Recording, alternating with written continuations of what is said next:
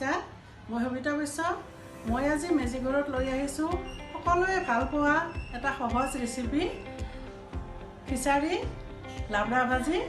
আৰু বিলাহীৰ টক আহক মই দেখুৱাইছো কেনেকৈ বনায় আৰু কি বস্তু লাগে এতিয়া মই লাবৰা ভাজিখন বনাবলৈ লৈছো এয়া সবজি লৈছো মই বন্ধাকবি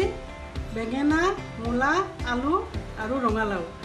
এইকেইটা মানে মেইন আৰু সবজিখনৰ আৰু বাকি আপোনালোকে যি ইচ্ছা তাকেই দিব পাৰে ফুলকবি দিব পাৰে গাজৰ দিব পাৰে স্কোৱাছ দিব পাৰে কেতিয়াবা মানে ওলকবি তাৰপিছত জিকা চিকা এইবিলাকো দিব পাৰি কিন্তু জিকা চিকা বেছি দিলে আঞ্জাখন অলপ হেৰেঙা হয় সেইবিলাক নিদিলেও হয় তাৰপিছত আকৌ লাগিব অলপ তেল লাগিব পাঁচফোৰণ নিমখ হালধি মাহপাত দুটামান আৰু শুকান জলকীয়া ইয়াৰ সবজিখিনি মই কাটি লৈছোঁ বন্ধাকবিখিনি এনেকৈ কাটিছোঁ অলপ ডাঙৰ ডাঙৰ কৰি বৰ মিহি নাই কৰা এয়া ফুলকবি দিম অকণমান এয়া কাটিছোঁ এয়া মূলা কাটিছোঁ এনেকৈ এতিয়া সবজিখন বনাওঁ 4 চামুচ তেল দিলোঁ মই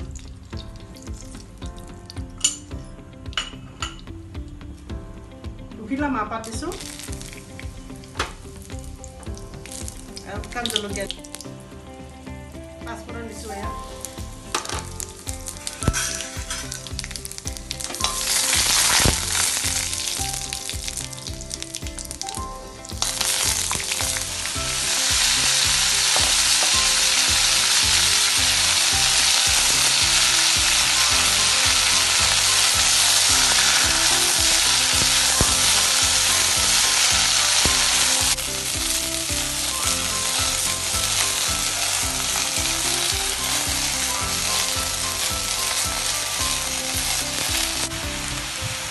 এতিয়া নিমখ দিলোঁ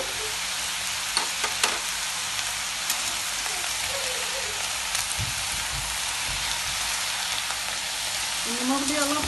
মিলাই দিলোঁ সবজিখিনি এতিয়া ঢাকি থওঁ মই 5 মিনিটমান এনেই ঢাকি থৈ দিছিলোঁ নিমখ দি এতিয়া এনেকুৱা হৈছে এতিয়া হালধি দিম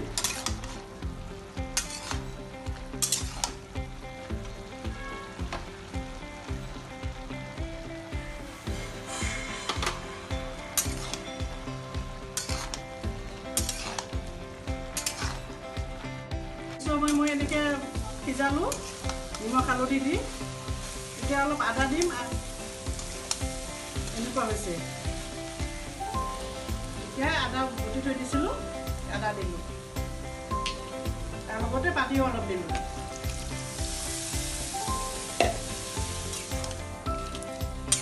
আকৌ ঢাকি ঢাকি সিজাব লাগিব ভালকৈ সিজিছে আৰু বস্তুটো একেবাৰে মিলি যাব লাগিব গোটেইখিনি আমাৰতো গাঁৱে ভুঁই বনাই থাকে এইখন তৰকাৰী এতিয়া কিছু মই ঢাকনি দি সিজালোঁ এনেকুৱা হৈছে তৰকাৰীখন এতিয়া হ'ল আৰু তৰকাৰীখন নমাই থ'ম